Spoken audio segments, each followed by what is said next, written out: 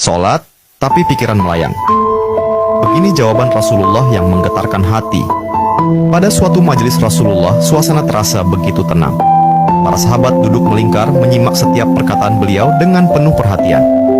Namun, di antara mereka, ada seorang sahabat yang tampak gelisah. Jemarinya saling menggenggam, matanya menunduk, dan napasnya terasa berat. Setelah beberapa saat ragu, ia akhirnya mengangkat wajah dan berkata dengan suara lirih, "Wahai Rasulullah, aku ingin bertanya, tetapi aku khawatir pertanyaanku ini akan membuatku semakin malu di hadapan Allah." Rasulullah pun tersenyum lembut, menatapnya penuh kasih sayang. "Katakanlah, wahai saudaraku, tidak ada pertanyaan yang membuat seseorang hina jika ia bertanya untuk mencari kebaikan." Sahabat itu menarik napas dalam, matanya mulai berkaca-kaca. "Wahai Rasulullah, aku merasa salatku sering tidak khusyuk. Kadang aku mengingat urusan dunia, kadang pikiranku melayang entah kemana. Aku takut salatku tidak diterima oleh Allah.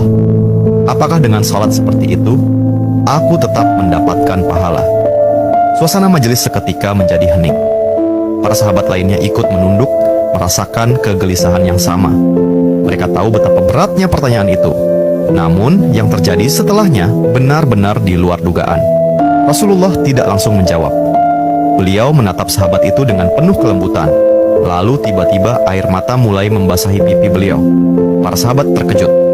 Mereka jarang melihat Rasulullah menangis dalam situasi seperti ini. Dengan suara bergetar, beliau berkata, "Demi zat yang jiwaku berada di tangannya, sungguh setan tidak akan pernah berhenti berusaha mencuri bagian dari sholat seorang hamba hingga ia teralihkan.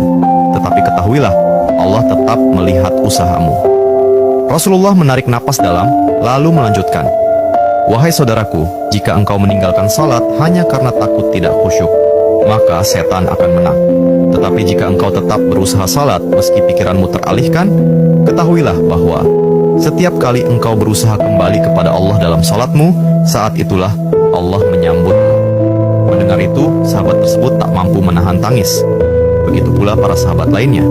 Kemudian Rasulullah melanjutkan dengan penuh kelembutan, "Bayangkan seorang ibu yang melihat anaknya berjalan ke arahnya, tetapi anak itu sering jatuh dan tersandung. Apakah sang ibu akan marah? Tidak. Ia justru akan berlari menghampirinya, mengangkatnya, dan mendekapnya erat. Itulah Allah. Ia lebih penyayang daripada seorang ibu kepada anaknya. Selama engkau terus kembali, Allah akan selalu menerimamu." Air mata mengalir di pipi sahabat itu.